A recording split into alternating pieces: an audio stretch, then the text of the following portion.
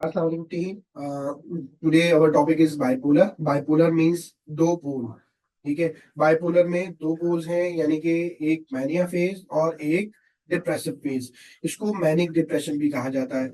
इसमें होता क्या है कि इंसान बहुत ज्यादा एक्टिव हो जाता है वो मैनिया फेज कहलाता है, और एकदम बिल्कुल डाउन हो जाता है, डिप्रेसिव सिम्टम्स आ जाते हैं तो डिप्रेशन कहलाता है. ये मूड स्विंग जो है तेजी से भी होती है और एक डिफरेंट टाइम के हिसाब से भी होती है. अगर ये मैनिक फेज जो है कम से कम 15 दिन या एक महीना होना चाहिए. इसी तरह डिप्रेसिव फेज 15 से 1 महीना होना चाहिए. देन ये बीमारी कहलाएगी. मैनिक फेज में होता क्या है, हाइपर एक्टिविटी हो जाती है, गैर मामूली और इंतहाई ये एक्टिवनेस आ जाती है. ओवर इन्वॉल्वमेंट हो जाती है हर चीज में. इंसान क्या करता है, इन्वॉल्वमेंट अपनी शुरू कर देता है. यानी कि अगर घर में मौजूद है कि वो राशन वाशन में भी काम हाथ बढ़ाना लग जाएगा. वो जल्दी जल्दी सफाइयों में भी लग जाएगा, वो जल्दी जल्दी चीजें सेटिंग करने में भी लग जाएगा. यानी जरूरत से ज्यादा हर काम में उसकी शमूलियत हो जाएगी. अगर कोई मैनेजर है तो वो एक माइक्रो मैनेजमेंट भी करेगा, मैक्रो मैनेजमेंट भी करेगा. वो मैनेजर सारे काम खुद से करना शुरू कर देगा.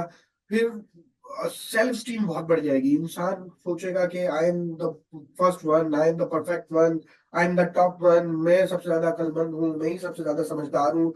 आसानी से वो डिस्ट्रैक्ट भी हो जाएगा. अगर कोई मैनिक फेज में मौजूद है, वो एक बात कर रहा है, तो अगर आप थोड़ी सी ये बात चेंज करेंगे, वो खुद डिट्रैक्ट होके और वो उसमें भी बहुत ज्यादा एक्टिवनेस करेगा, और थोड़ी सी नींद में ही वो बहुत ज्यादा एक्टिव हो जाएगा. जैसे कि एक शख्स को 6 से 7 घंटे 8 घंटे सोने की जरूरत है, वो 3 घंटे में ही इतना एक्टिव हो जाएगा सो के कि जैसे कि 8-10 घंटे की नींद उसने ली हुई है.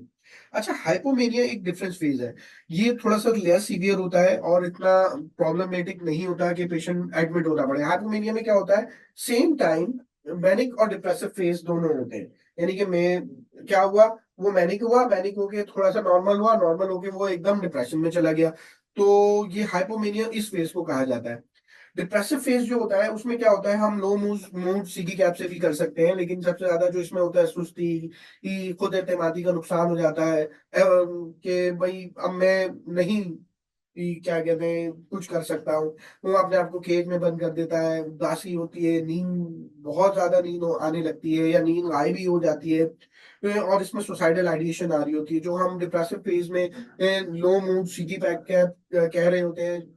जैसे कि sleep disturb, lack of interest, guilt feeling, energy loss, concentration problem, attention problem, psychomotor speed problem और सुसाइडल थॉट्स. अच्छा, इसकी एपिडेमियोलॉजी अगर हम देखें तो ये मैन और वुमेन दोनों में इक्वली हो सकता है. अगर हम यूएस का डेटा उठा के देखें, 1% ऑफ अडल्ट ये इससे अफेक्टेड है, और 15 से 25 साल में ज्यादातर ये होता है.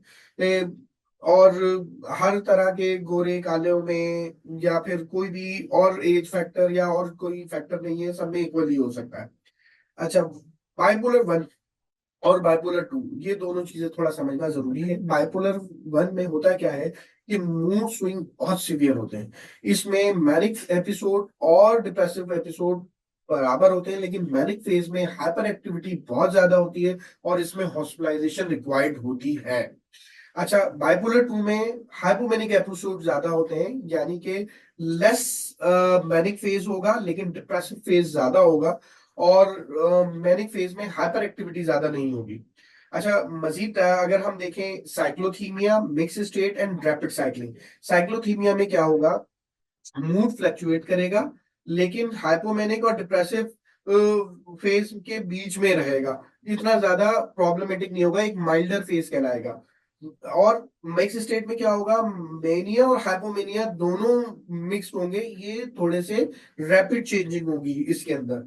तेजी से एकदम से हंसते हंसते एकदम रोना शुरू कर देना, और रोते रोते एकदम एक्टिव होके सफाई करना शुरू कर देना.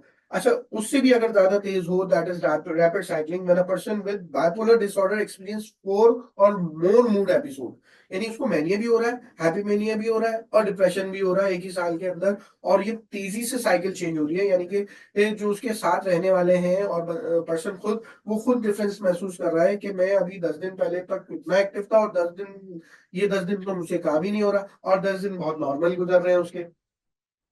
अच्छा, अगर बच्चों में अगर ये डिसऑर्डर हो जाए 15 साल की उम्र में, तो क्या कहते हैं, ये हो सकता है 15 साल की उम्र में, अगर इससे पहले भी हो तो ये बहुत सीवियर होता है और बहुत मुश्किल होता है ट्रीट करना भी।